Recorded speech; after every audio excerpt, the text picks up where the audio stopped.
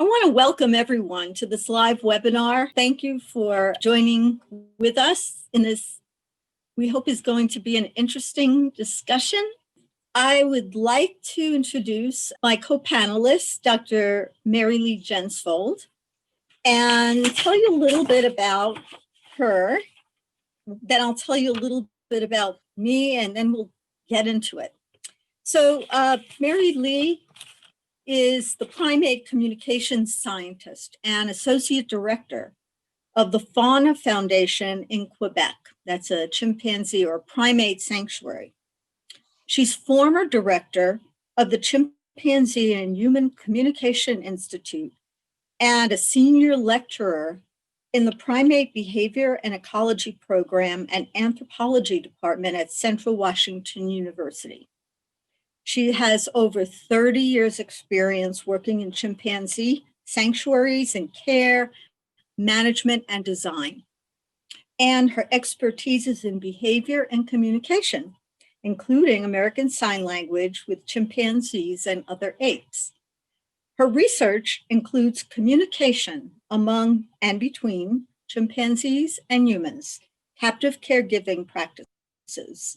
She is a member of the board of directors of the Animal Welfare Institute, Fauna Foundation, and Friends of Washoe. She has numerous journal articles and book chapters and peer-reviewed publications, and recently edited the book Chimpanzee Behavior: Recent Understandings from Captivity and the Forest.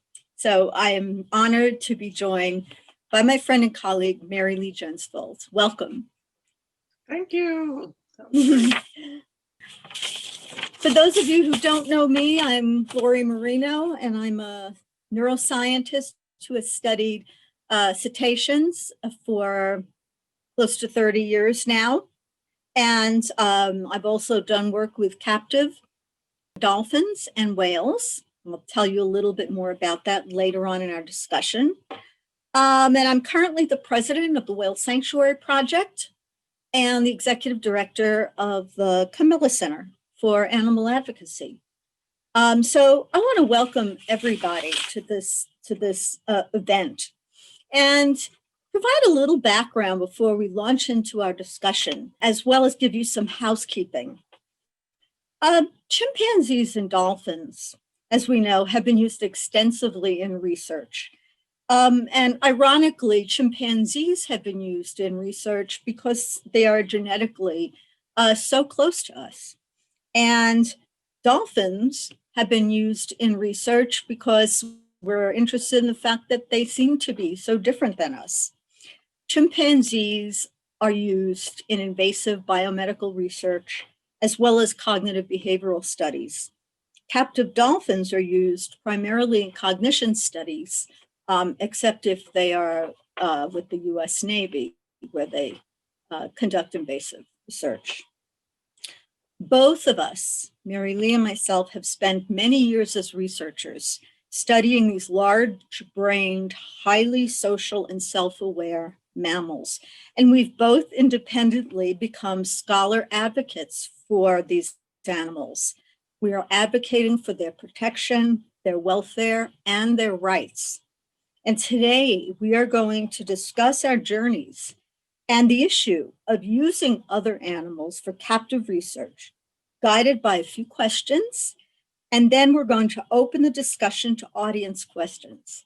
So we are planning on about an hour and 15 minutes in anticipation of a lot of questions. And if you are a member of the audience, you can go to the Q&A and post your questions there. And when we get to the Q&A section, we'll be reading those and we will try to answer as many as possible. So with that, I'd like to begin by asking Mary Lee to share a bit about your background, the kind of research you did or do, and what prompted you to become a scholar advocate for chimpanzees.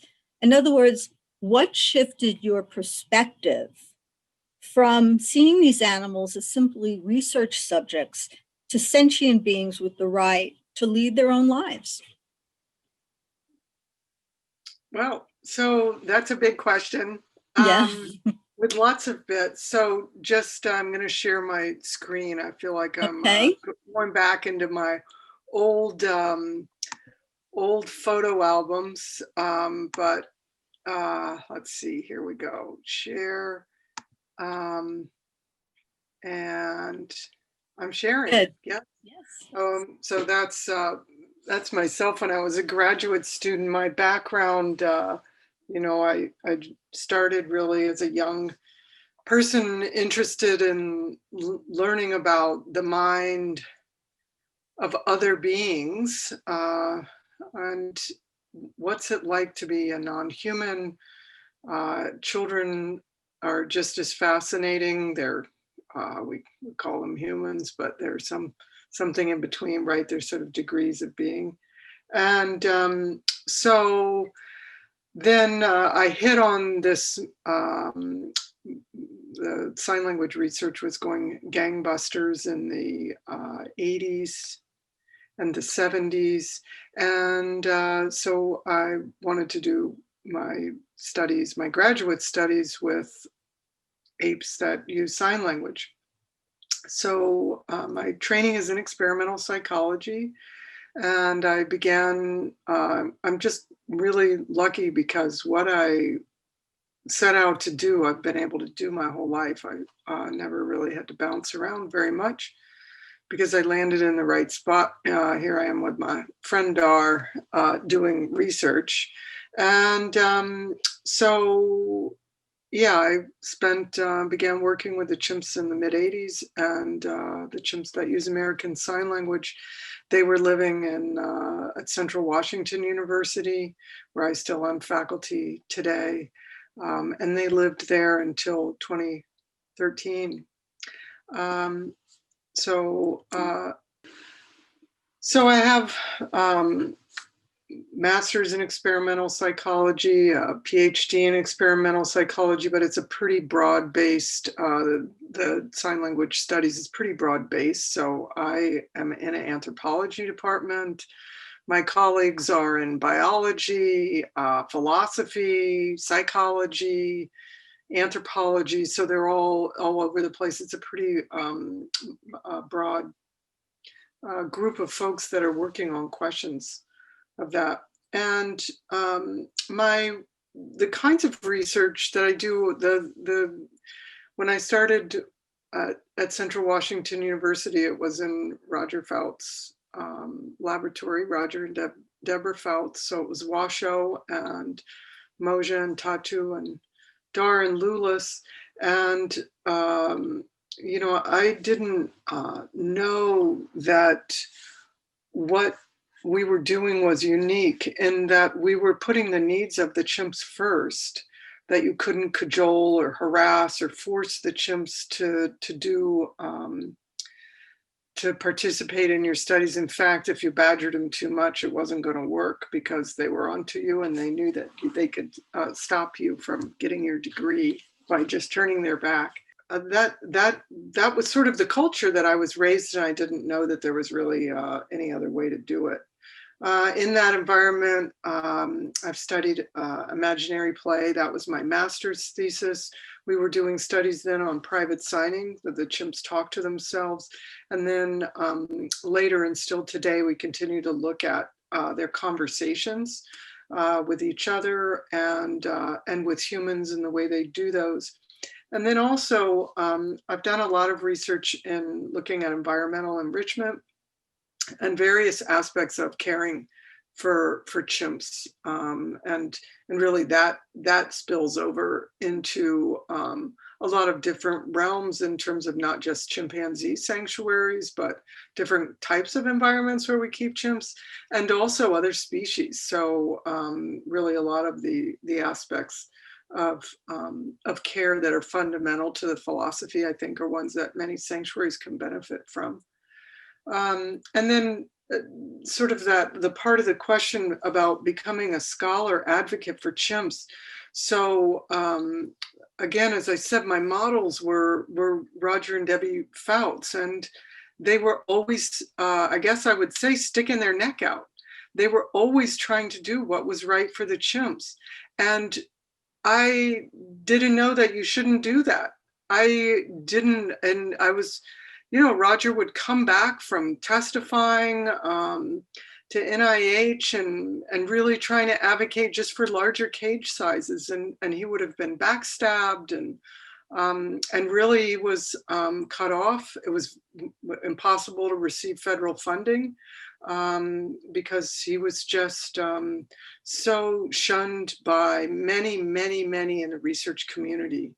But that's the environment that I grew up in. So, sort of grew up academically. So certainly wasn't going to do anything different than what I modeled or that was modeled to me.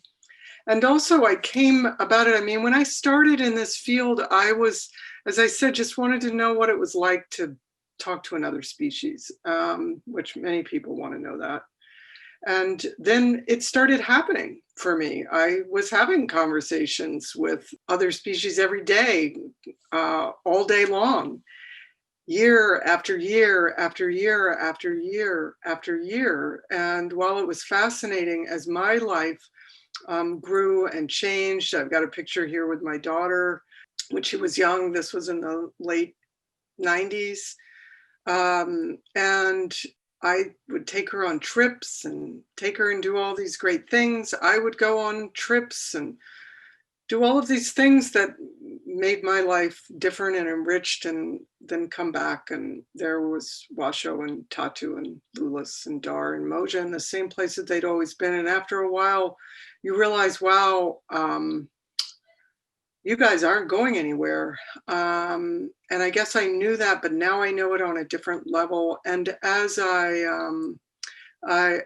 then began to understand on a much deeper level what the Fouts had been talking about, then I just began to see on a different level what's really, really, really so wrong with it. And so I have to do what I can to make things better for them, because they're so powerless in that regard. So that's really it was the conversations with the chimps that shifted my perspective. They're the ones that told me that. Yeah. That's absolutely fascinating, and the fact that they're the ones who were the active agents for shifting your perspective. And I can definitely relate to what you said about the fact that you can leave, but they can't. And I've done work with captive chimpanzees at Yerkes National Primate Research Center, as well as captive dolphins and beluga whales sitting in tanks. And it is always the case that you get to leave, you get to go home and go out to the movies or have a nice dinner or hang out with your family or your friends, and they don't.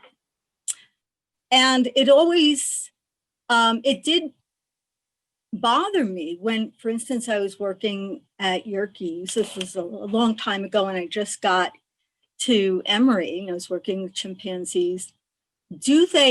What do they know and appreciate about the fact that I get to go home? Mm-hmm. And they don't? Do they know, okay, there's a privilege you have that they don't have?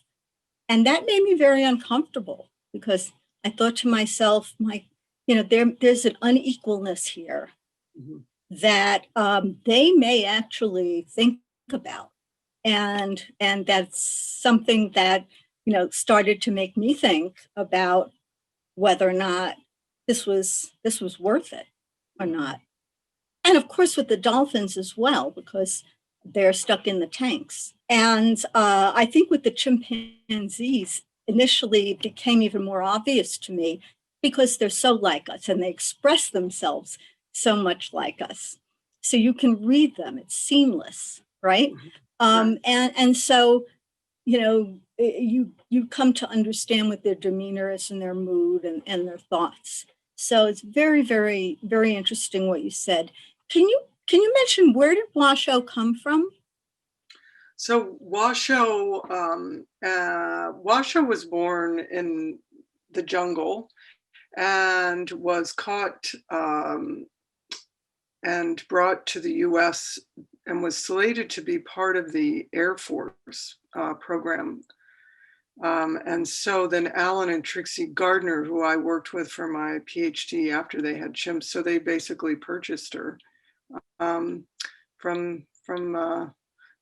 the Air Force. Yeah.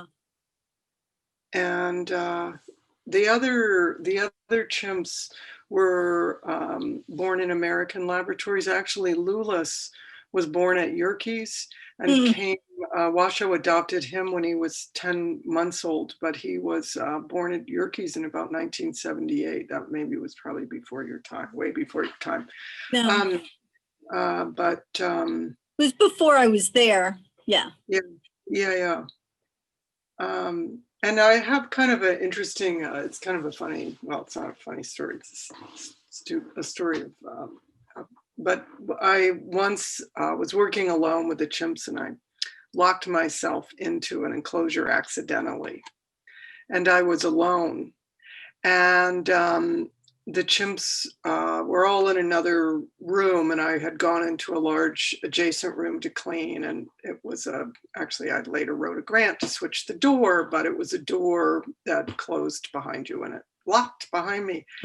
And, you know, I was trying to figure out, it was the end of the day, how am I going to get out of here? Yeah.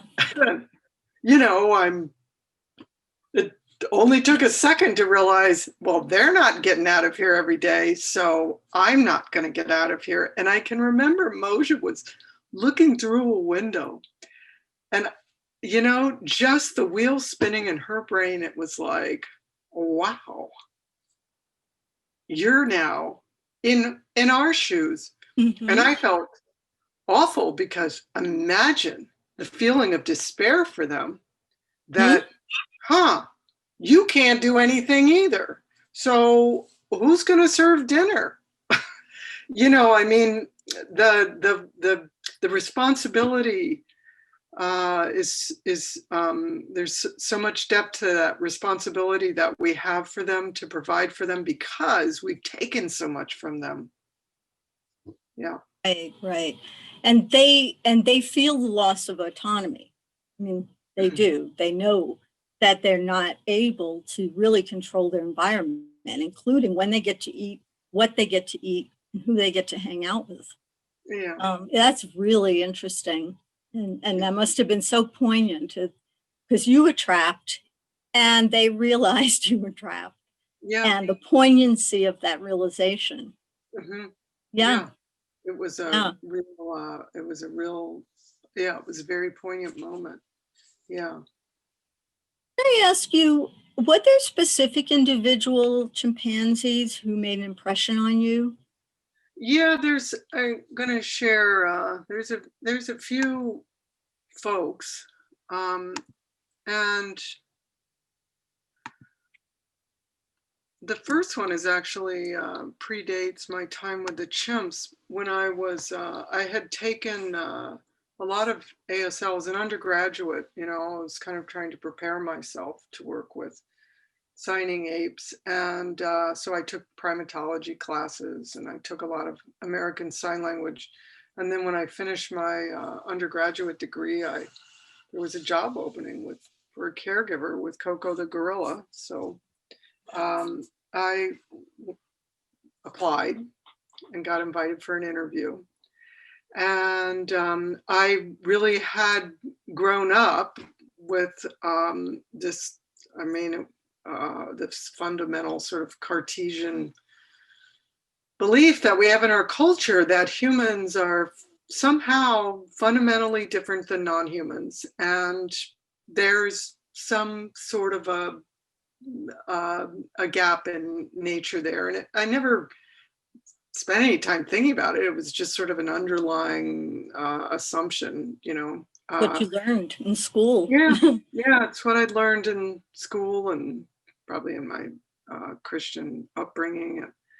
And so I got invited for a job interview and went and met Coco, and I had my first conversation with a non-human. And I can remember on the way back from the airport, just journaling. It's like, what the heck? This is like, I've had, what am I going to do now? So is Coco now in the circle of humans? Are all gorillas or all chimps? Do we include monkeys? Where do I draw the line? Because that line went away. And then I realized that line doesn't need to be there. That line is absolutely arbitrary and it can just go away. And then I didn't get the job with Coco and ended up then applying to Central Washington and working with Roger Fouts, and he was then labeling and helping me understand these kinds of things that I had been thinking about that I couldn't really label. So Coco's one of them.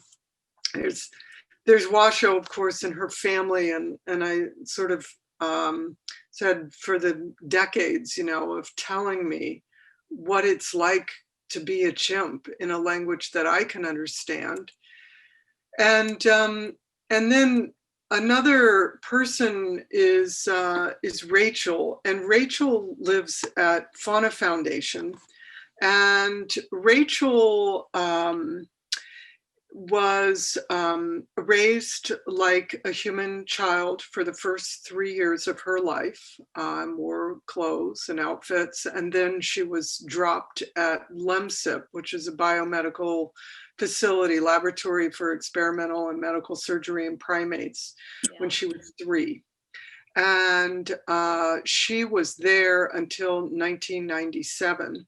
So I actually met Rachel at Fauna Foundation. That's when Fauna first opened. Gloria Grow is the founder, and she had come to Ellensburg. We had an Earthwatch program in the early 90s, and she came and decided she wanted to open her own sanctuary. So she was taking these chimps coming from LEMSIP. LEMSIP was closing, and I went up and visited when this first group of chimps had come, and Rachel was part of that group. So that was when I first met Rachel. And Rachel had severe, she has been diagnosed with post-traumatic stress disorder. At the time in 1997, people really weren't talking about that, but Rachel had a complete and utter meltdown is what I would call it. She was screaming, she was flapping at her hand, I could see she was clearly hallucinating, that there was something on her hand and she couldn't get it off. You can see in this picture, Rachel has cauliflower ears, because when she has these events, the trauma coming back, she starts hitting herself and injures herself. And that, for me, it was the first time I had seen anything like that before. And it isn't that uncommon. And so that really has had a profound impact on me too, because it showed me the depth of their suffering and their anguish that's inflicted on them by what we do. So she's the other one. I definitely commiserate with that, because when I was working at Yerkes, there were a number of chimpanzees who showed those kinds of disturbances. There was one that used to hit her head like this with her hand.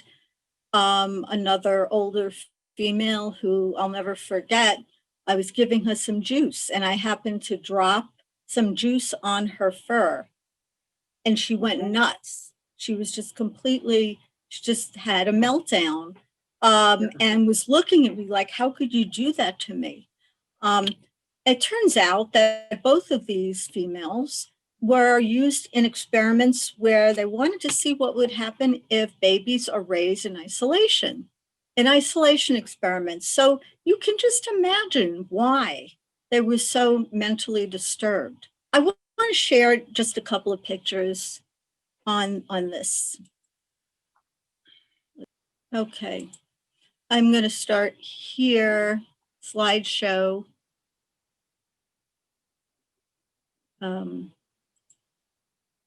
Can you see that? Yes, Clint. Okay.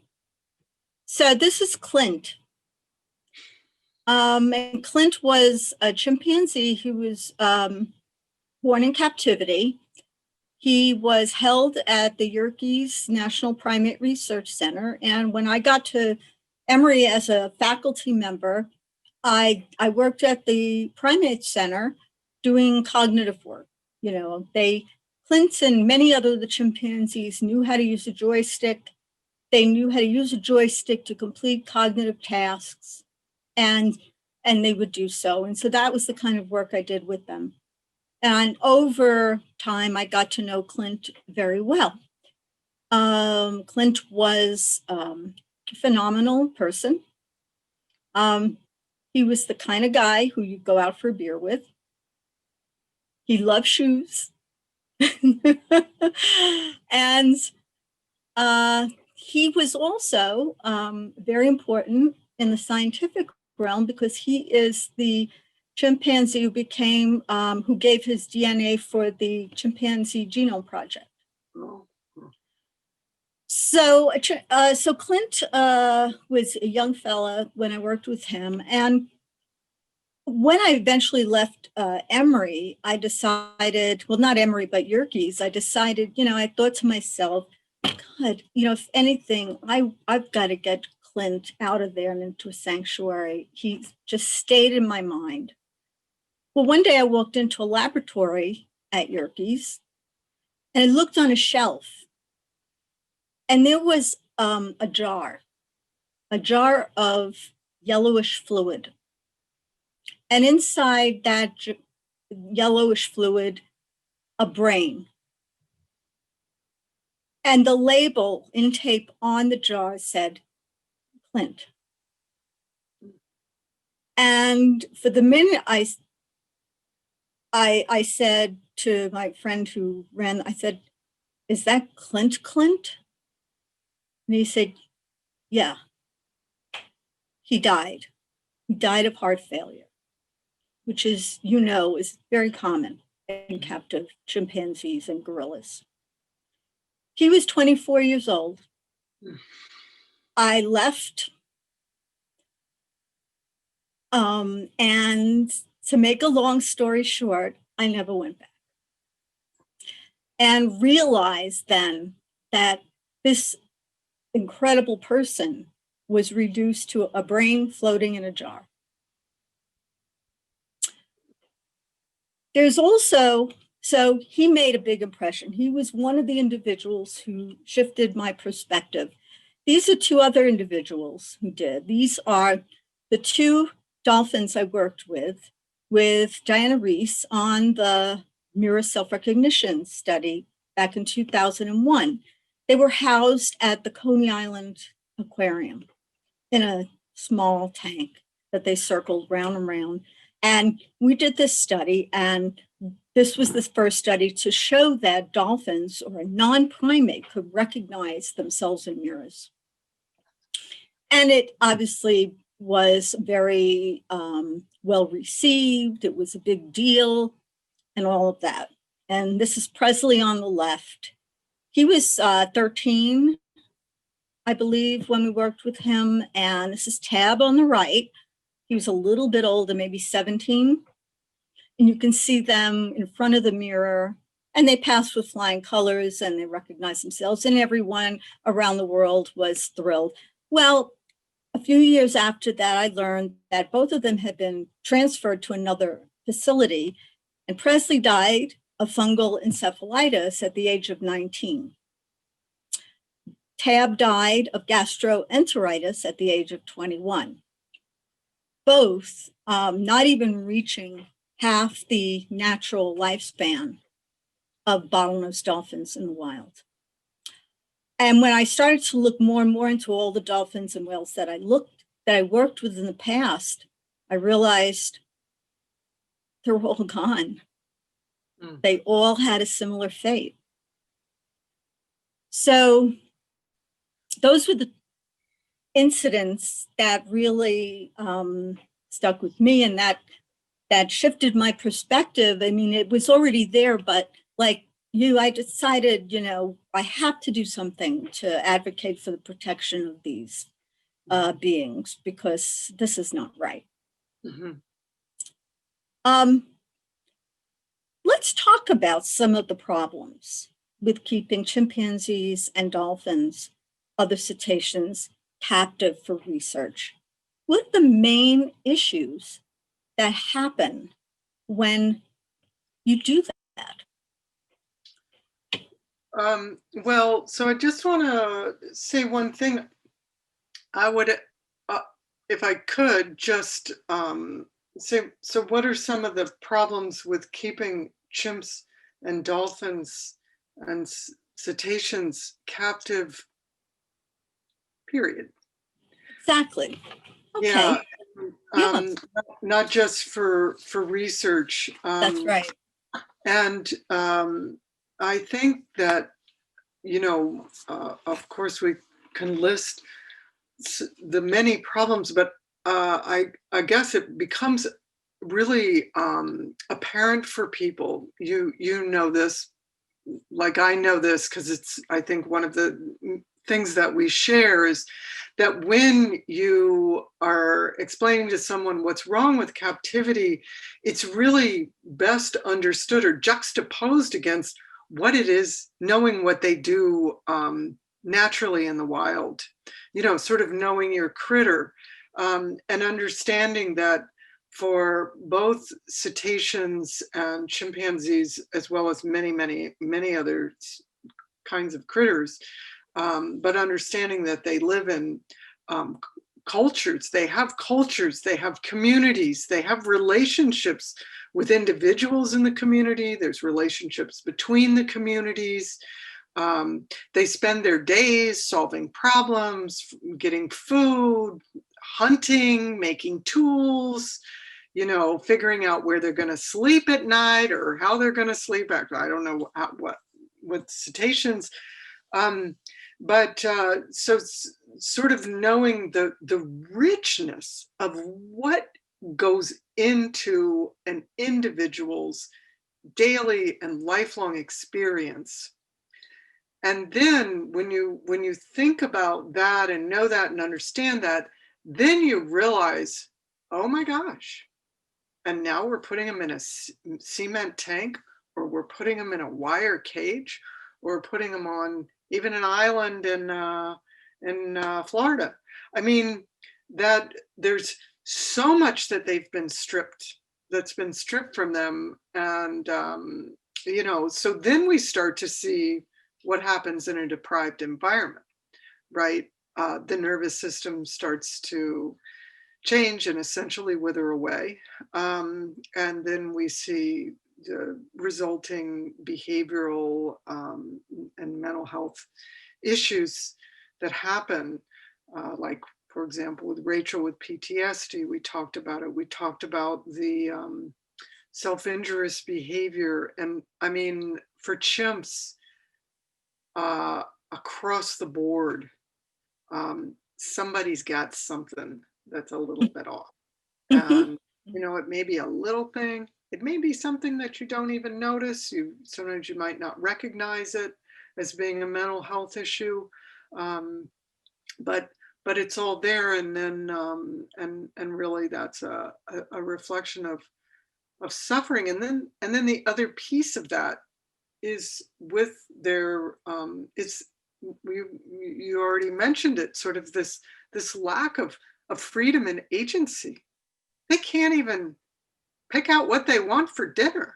I mean, they can, but they have to, well, if they know sign language, they can tell you exactly if they want a banana or an apple, but most can't. And, that's, just so absolutely disempowered. And, so that's what was the question? What's wrong? Well, and I think what's wrong with captivity? I mean, in research, for instance, I mean, if you're doing invasive research, obviously that comes with its own harms, right? But captivity in general, and neither one of us are under any illusion that that there is any substitute for being in the wild, even Yeah. sanctuaries or captivity, right? Right. So we recognize that. You know, of course, we'll talk in a short while about why we want to move things in that direction. But, you know, it's interesting because you bring up something very interesting that a lot of people say in, say, the captivity industry for dolphins and whales, that they're under such good care. They don't have to worry about anything. We feed them, we take care of them when they're sick. They don't have the challenges of avoiding predators and finding food. But the problem is they want those challenges and need those challenges. That's not an easy life for them. It's a chronically stressful life to have somebody make those choices for you, where you are not challenged by any component of your life. And that's, I think, the misinterpretation of cetacean psychology, of primate psychology, that challenge and even hardship is in a way good because they evolved to deal with those things. Yeah. Exactly. Yeah, they're programmed to do that. So you're asking them not to do that. Right, exactly. And that's a stress. That's a stress. That is stress. And Yeah. stress Yeah. is not good. It's interesting. Yeah. I mean, we find the same thing with orcas and other cetaceans. The kinds of stresses that you see, obviously, they have no place to go, nothing to do. Boredom is a tremendous stressor, right? And the loss of autonomy is another tremendous stressor. And it's not something that you can measure or point to and say, well, that tank is too small or too shallow, or, you know, they don't have enough toys, new toys per hour. It's psychological. It's something that we all know what it's like. And it's very real. And we know that when animals are put in positions where they don't have choice, where there's nothing to do, where there's no challenges, they become emotionally upset. Some of them develop things like learned helplessness, right? Some of them develop PTSD if really heinous things have happened. And we see that in the whales and dolphins in captivity, especially stereotypies, grating their teeth on hard surfaces, self-injury. So I think one of the interesting things is, and tragic things, is you do see similarities across species in terms of how they respond to chronic stress. You do see the stereotypies. You do see the self-injurious behavior. You do see the dysregulation of social behavior, hyperaggression, going anorexia, not eating. You see all these things which are so recognizable in our own species.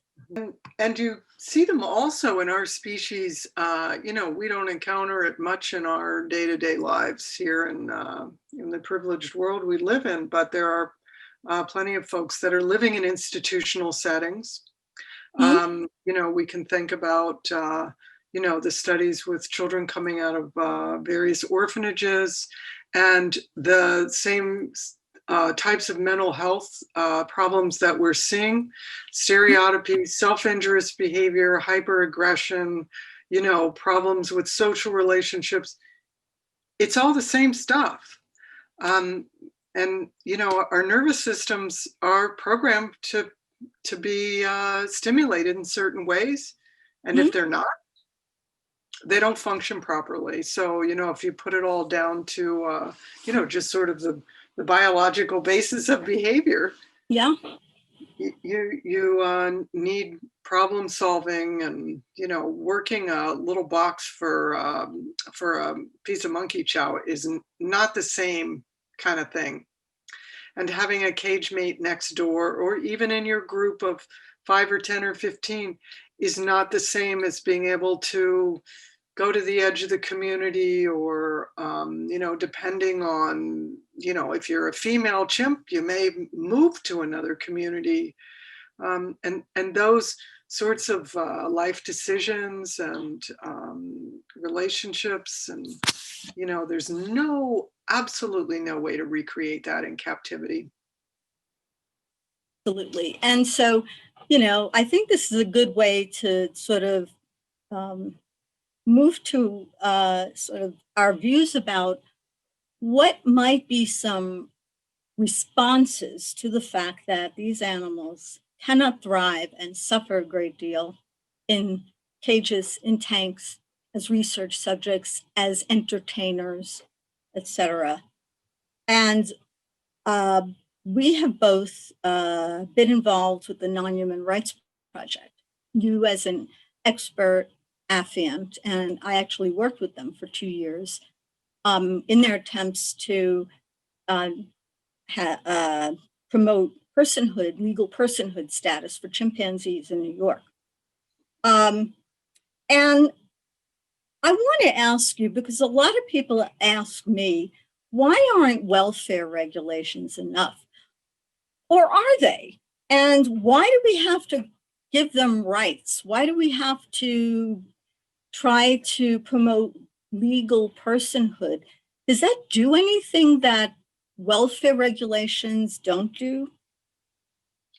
Well, yeah, so the welfare regulations that we have in the US come from, the Animal Welfare Act, US Department of Agriculture, and it's minimal at best. It talks about cage sizes, and, it's not well enforced. Particularly in the last 4 years, there's a lack of transparency. And, so how then can when we see problems with their care, more recently, for example, with the Endangered Species Act, I know that there's cases, for example, where organizations have poor conditions for a chimp, and now that chimpanzees are an endangered species, then animal protection groups can then sue on behalf. But I'm wading into legal stuff. I think for the personhood part of it is, it gives a way for to protect them legally, because often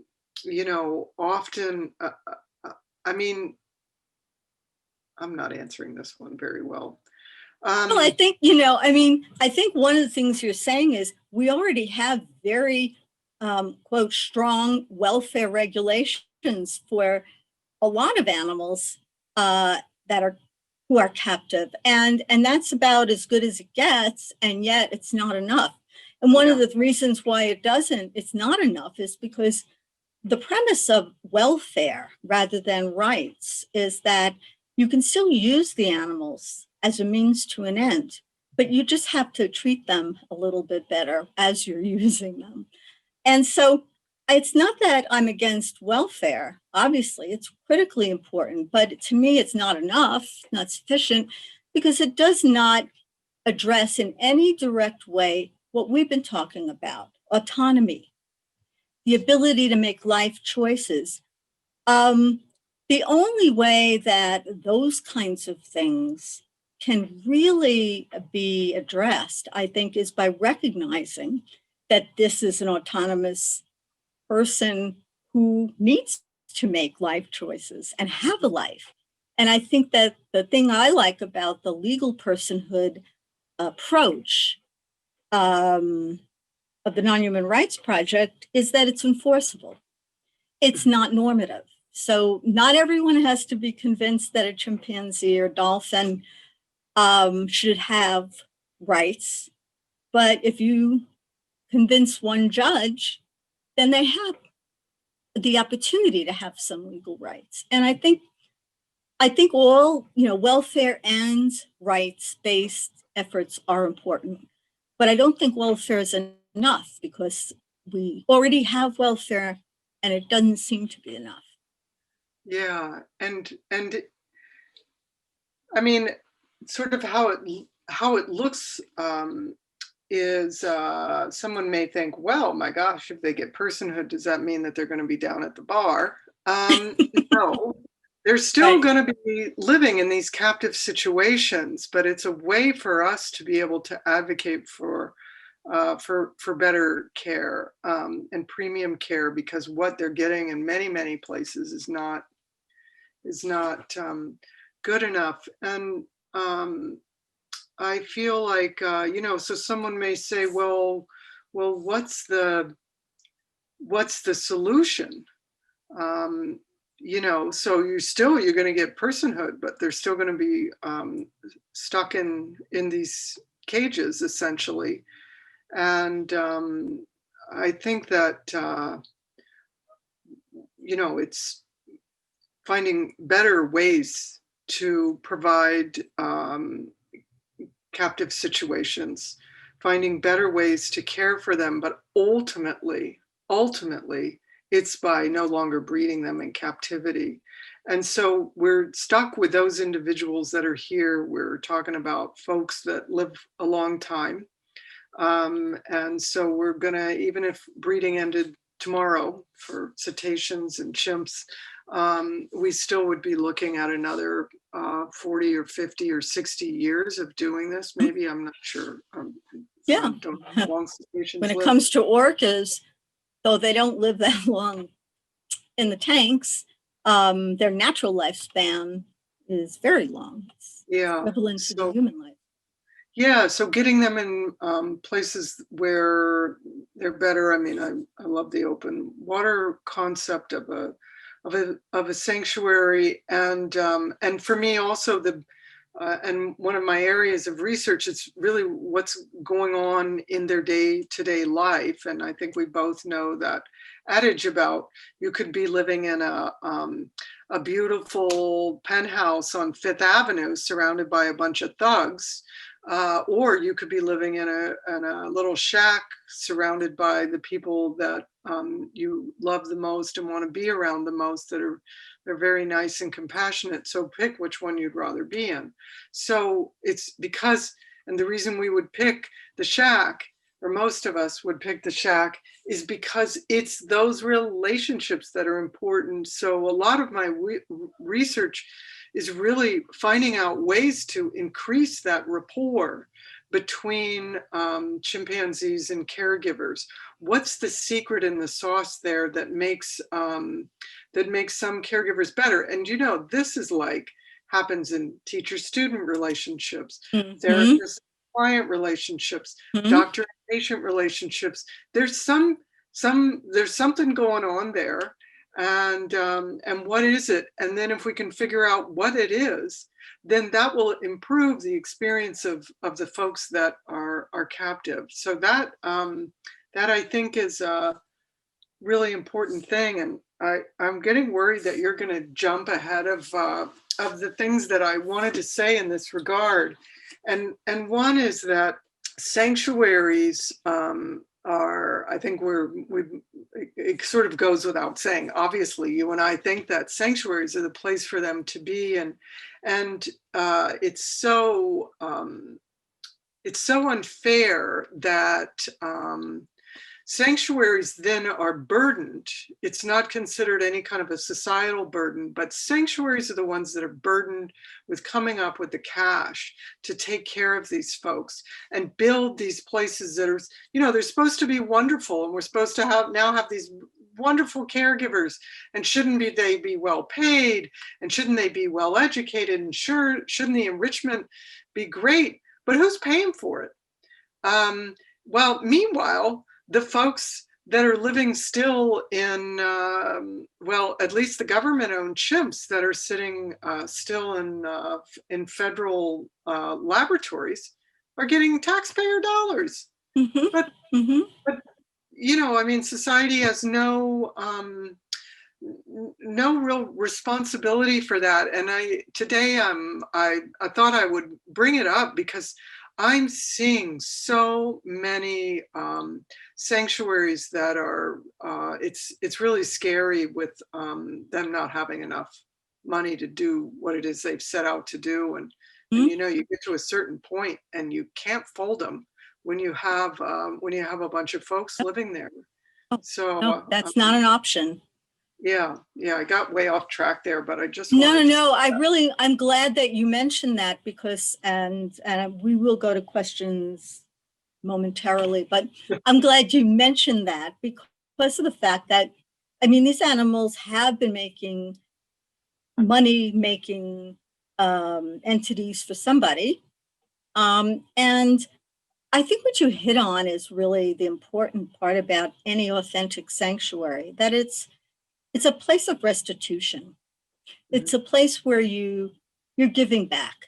You're not saying, okay, now your life is great, enjoy. What you're saying is, I recognize that as a person, and I mean a non-human person. No one should mistake person for just a human person. We mean non-human being with autonomy. Um, that you recognize that a lot has been taken away from you living in a cage or a tank. And we want to give back as much as we can. And although we can't be that family in the shack, your real mother and your real sister and your real, we can at least try to make your life our priority. And that's really the essence of an authentic sanctuary, is to give back as much as you can. You can't give back everything, but to say that we shouldn't even bother because we can't give back everything is not tenable. Yeah, And, yeah. and there's a lot you can give back. And it's just being surrounded by people, a staff whose every priority is the well-being of, of the chimpanzee or the dolphin or the elephant, et cetera, et cetera. Yeah, and then I love that with that of the restitution. And then, of course, I mean, the obvious things, no breeding, you know, limited public access. There aren't ambassador animals or a few animals that folks can touch. And then, yeah, that philosophy of restitution and putting their needs first. And that's what a sanctuary, that's what sets sanctuaries apart from other sort of institutions that are holding these kind of folks captive, basically. Well, everybody knows that the Whale Sanctuary Project is now engaged in permitting and design for a permanent sanctuary for beluga whales and orcas in Port Hilford, Nova Scotia. Our executive director, Charles Vinnick, is in Nova Scotia as we speak, and he's working directly on the ground with other members of our team. And I'm not, in the interest of time, you know, I want to just say that, you know, if anybody has any questions about that, you know, please contact me. We have a website. Mary Lee, before we go to questions, is there anything you want to say about the Fauna Foundation? So we're located 30 minutes south of Montreal in Quebec. There's it's a sanctuary and it's been going since 1997. There are 9 chimps there and 2 rhesus macaques that came from biomedical research. And about half of the chimps came from biomedical research. And then Tatu and Lulis came from Ellensburg and live there. That's Tatu in that picture.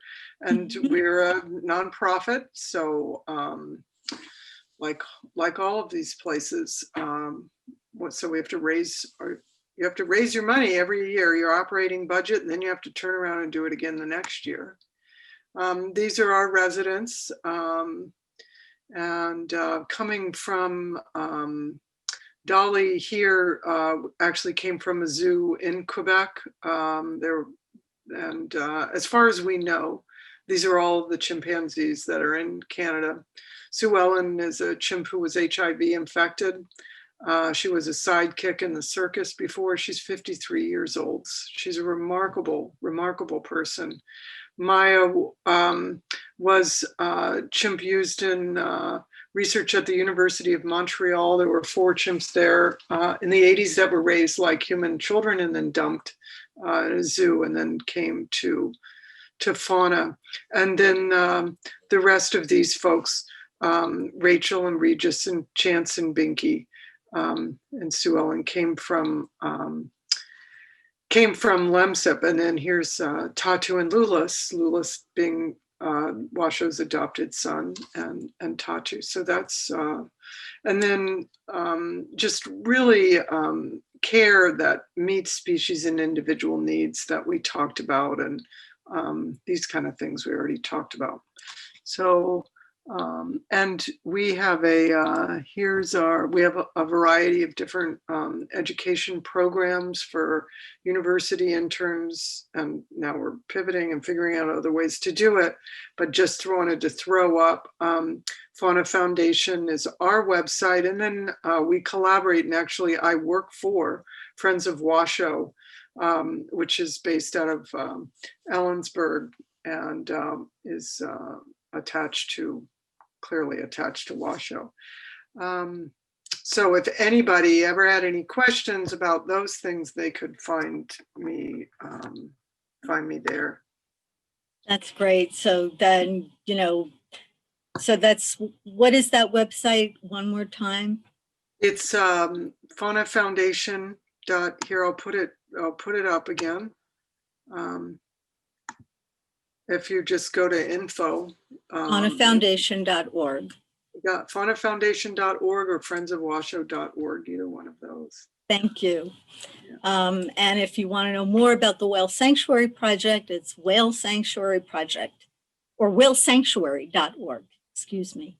Let's go to the questions now, because we have quite a few and they're really good. Veronica asks, she's curious if the movie Project X was based on your research, and because that seemed to influence her in terms of her understanding of animal rights or lack thereof. Have anything to say about that? Yeah, no, Project X was not, I mean, it's one of many stories. I think in Planet of the Apes also, the new series, they're also signing. But that concept not only was, there's been other apes besides Washoe and her family. There, Coco the gorilla used sign language. Shantak was used sign language. So it wasn't. And then I would say, when you bring up Project X, that movie, and making that movie, they used live chimps in the making of the movie and were cited with animal abuse in making that movie. Now we've come so far. Mm-hmm. CGI is used. CGI. Yeah, it's really made a tremendous difference in the entertainment industry. Yeah. Can you say, I'm not sure if you can, but maybe in very general terms, why, and I know the answer to this, but our audience might not, why were the Fausts attacked? Did it have something to do with their advocacy? Yeah, exactly, their advocacy. And, the sign language research, even today, people don't like it. They don't, here we are, Project Washoe started in 1965. It was controversial back then, and it's just as controversial now. Books are still being published about it that say how they don't use sign language. And it's because it fundamentally sort of threatens the status of humans as being so special, and so it's really rattles a lot of people, because, well, then what about what I eat for dinner? If you're telling me that non-human animals do all these things. The other thing was Roger and Debbie really tried to improve conditions in captive situations. He talked about what's wrong with biomedical research and the suffering. And we were in the mid 80s, were some of the first folks to start talking about environmental enrichment. I mean, before that, all the research was based on these deprivation studies. He was pointing out what was wrong with those studies. They were just gruesome and awful. And so he was talking about that and really trying to make a difference. And but you know, that upsets the cart. So exactly. I mean, I know Roger did a tremendous service. And I think there's a psychology behind this of you don't want to be told that maybe what you're doing is questionable. And you certainly don't want to be told that by one of your own, another scientist. You're supposed to toe the line, you know. Right. And when a scientist doesn't toe the line, people get their back hackles up, you know. But I think more and more scientists are becoming advocates for animals. I certainly know many personally, and the idea of helping young people who are coming up to realize that they can be scholar advocates, scientist advocates at the same time is, to me, critically important. They don't have to just throw their feelings and their compassion and their ethics out the window. They can be neuroscientists, they can be experimental psychologists and primatologists and anthropologists, et cetera, but also be advocates. There's no conflict. So, Right. And I think Roger was a beautiful example of that. Yeah, yeah. I have a question from Victoria. Were your conversations with the chimpanzees always through the cage bars, and could you sit more naturally with them while you were conversing with them? Yeah, so the chimps, when they were in the cross fostering environment, when they were children, they were not living inside of enclosures. But what happens with chimps is they grow up, they get strong, 10 times stronger in the arms. They're very emotional beings. So, you know, when you have a 150-pound chimp and they decide they want to do something that isn't the best time to do it, it's very difficult to control them. So we take them on their own terms, and those are their terms. And so the chimps have always lived inside of enclosures. By the time they reached, you know, I guess you would say late, by the time they were about 6 or 7 years old, they weren't coming out of the enclosures anymore. But you can do an awful lot of signing.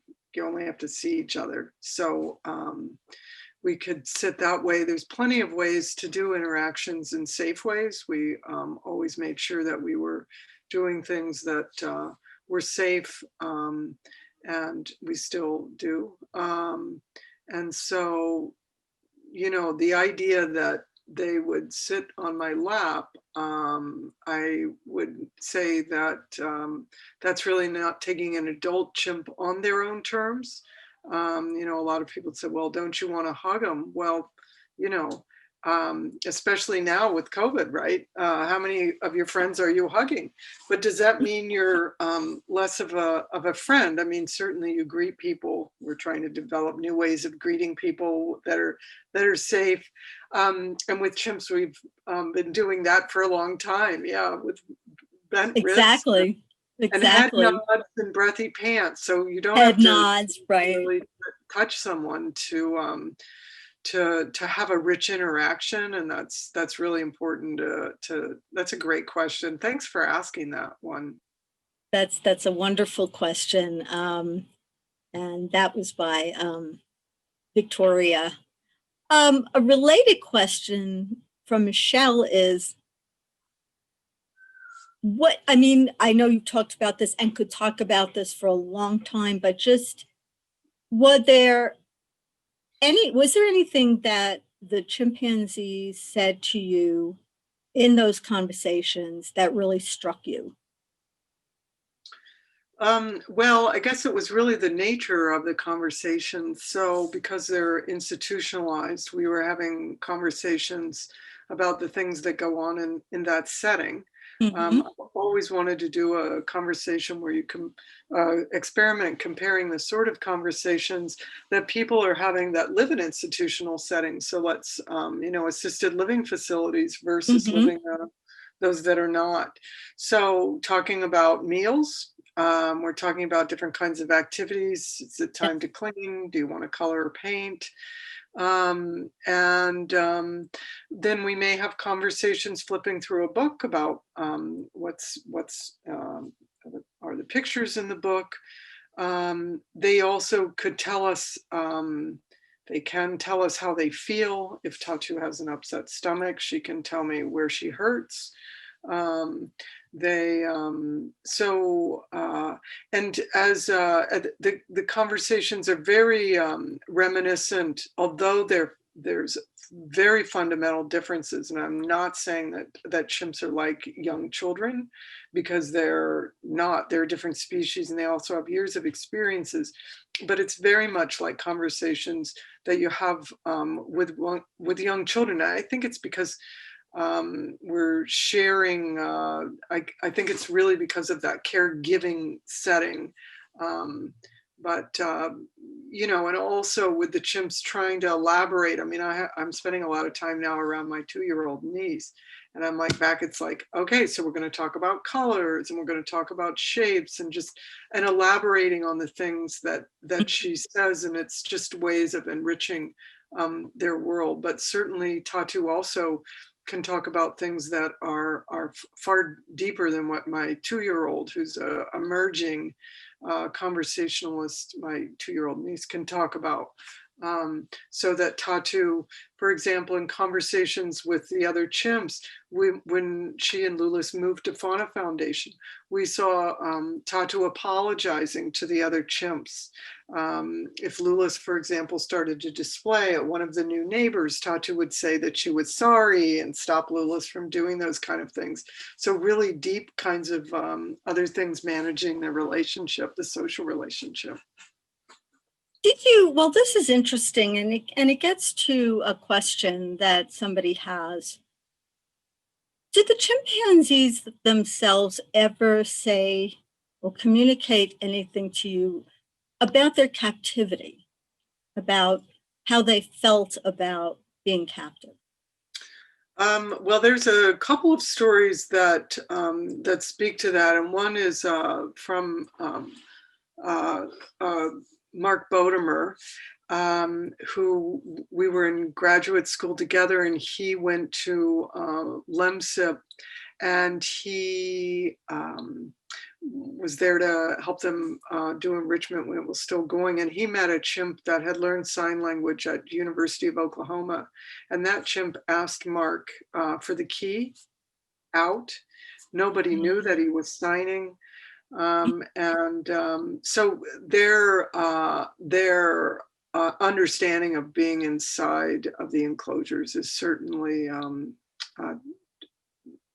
sort of manifested with their signs. And there's one, I can't read all of the questions and talk at the same time, but I do see something popping up. If I could just address it, because I wanted to address it earlier, and it's about chimps being used in research.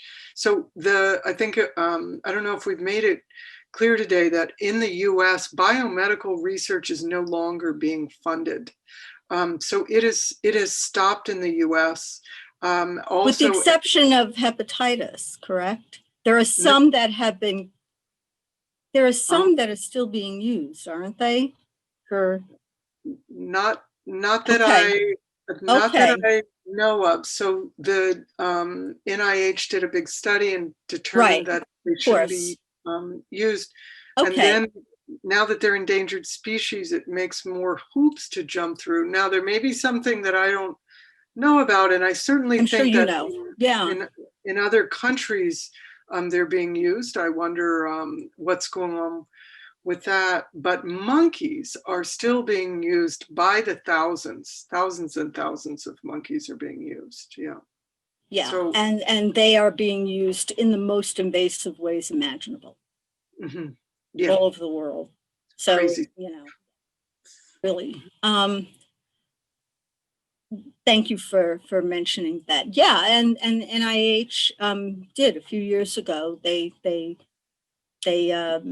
decided that chimpanzees should not be used in invasive research. But of course, many of them are still in captive research lab environments, like Mm. at Yerkes, and they're used for cognitive and behavioral work as well. Yes, yes, they Um, are. Yeah. yeah, And as are some dolphins. yeah, and some of those studies, you know, maybe questionable about how invasive they are. I mean, a lot of people Mhm. say, well, if a chimp will comply for a knockdown, then that's not invasive. But it's always a dangerous procedure to be knocked down.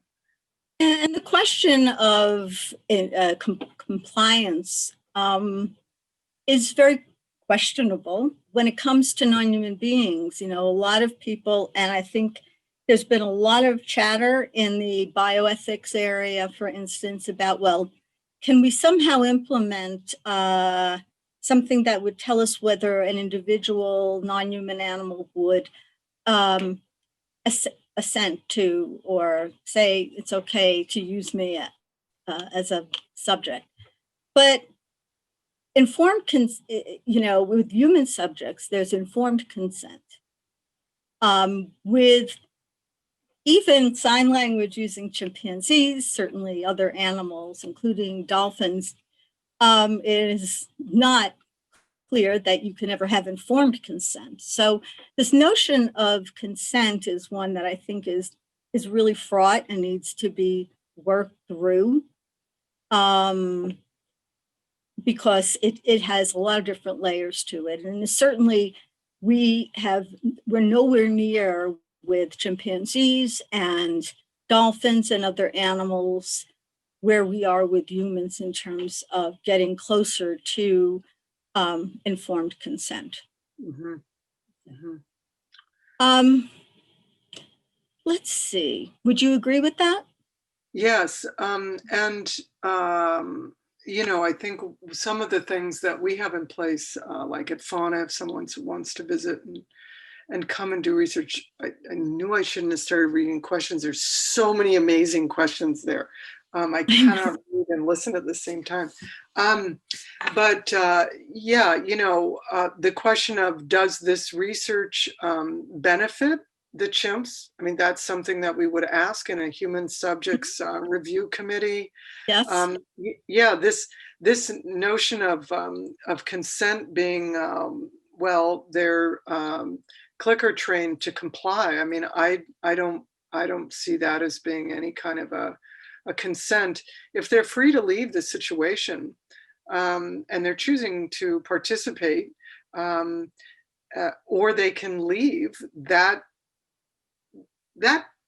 then there's a choice. So perhaps that could be consent. But if they're separated from the rest of the group, you're starting to do things that maybe are sort of taking away their choices. Remember, we're always supposed to be able to opt out of research when you're doing human That's subjects. right. That's right. And there's the context of even if they leave, the context of you're the trainer, you're the experimenter, you're the person who's on the outside and they're on the inside.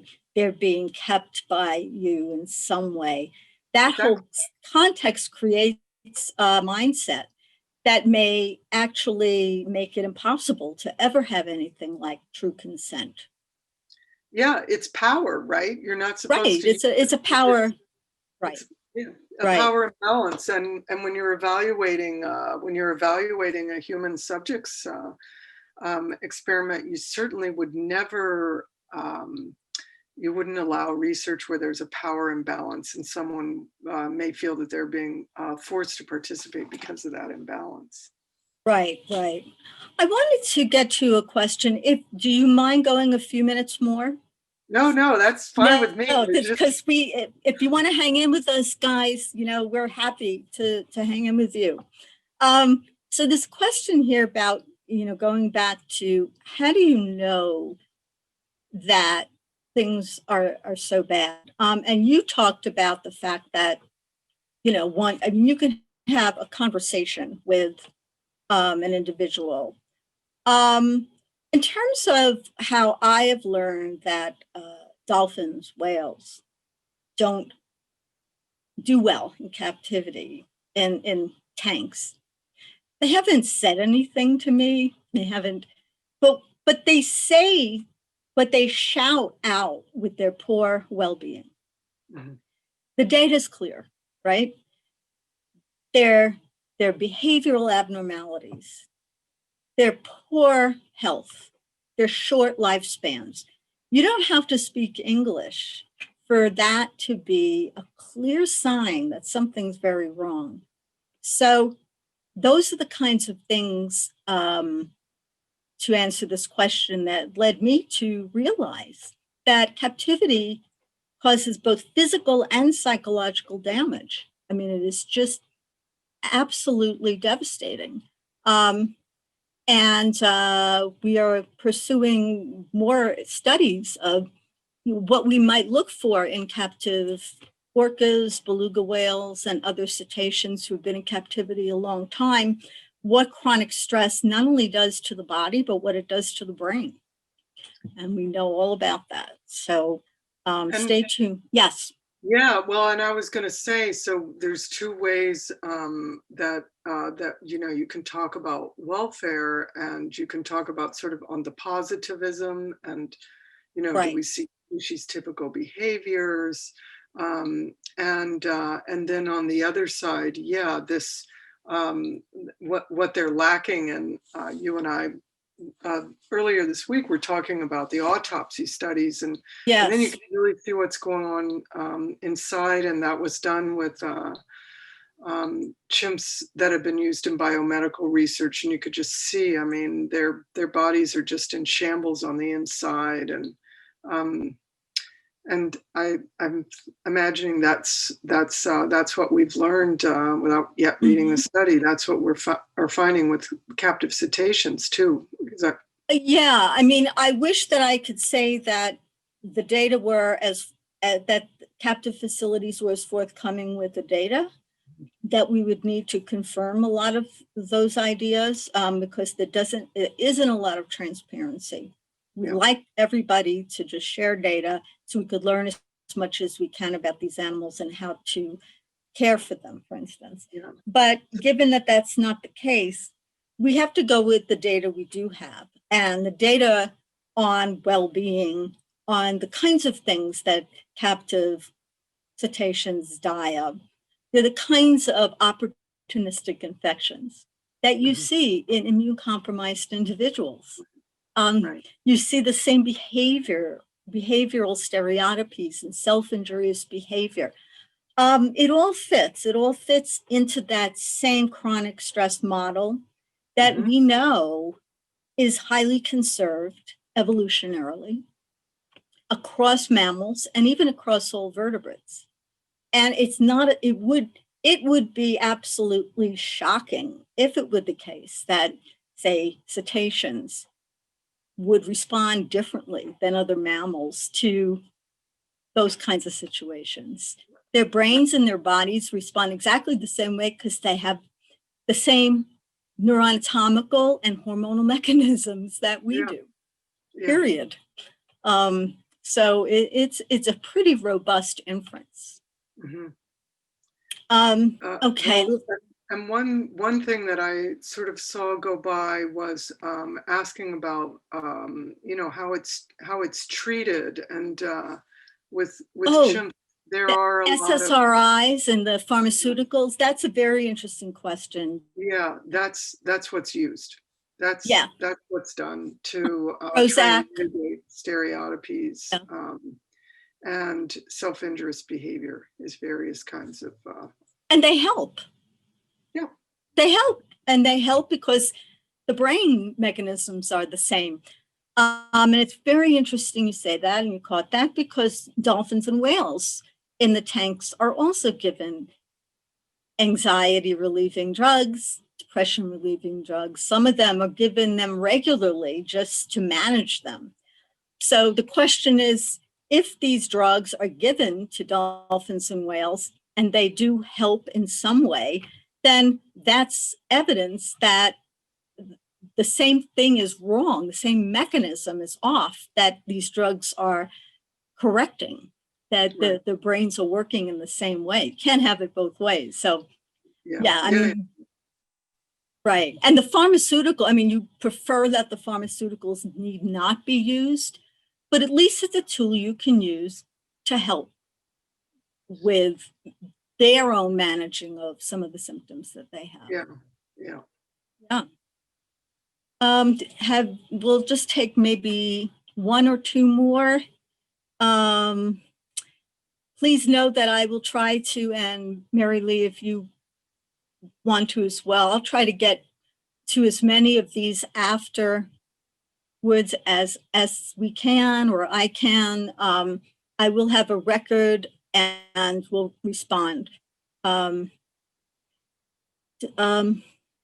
So we can get these questions later. We will have these questions and email addresses. We will not, we'll keep them confidential, but I like to always respond if I didn't during the webinar, so everybody's questions get answered. I'm looking at the last one, which is a easy, any books you might recommend. Okay. Next of Kin by Roger Fouts. Mm-hmm. There's another book, I've never talked to you about it before, Lori, but Beautiful Minds by Craig Stanford and another author that actually talks Madalina about Bierzi. Yes, and yeah. I just love that book because it really, you see the continuity between dolphins and chimps and just the way that book is written, and that's absolutely a great book. Absolutely. I would say for me the work of Carl Safina and his books, although he is a conservationist and an ecologist, he is one of those rare conservationists who actually does have, who pays attention to the individuality of the animals in terms of how they're living. So he talks about sperm whales and elephants and chimpanzees, on their own terms as individuals, not just as numbers to be conserved. So, I mean, that's a whole other issue we could get into, compassionate conservation. And I noticed some people have asked about that, and we'll probably do a whole other webinar on that.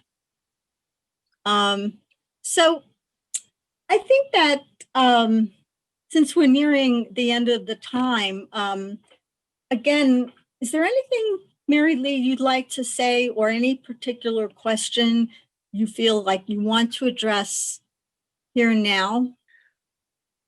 I think we've covered a lot. I just want to thank you for hosting this and making this happen. And I really want to thank for the many people that participated and joined in, and it's good stuff. And I'm so glad that you created this venue for us to talk about this.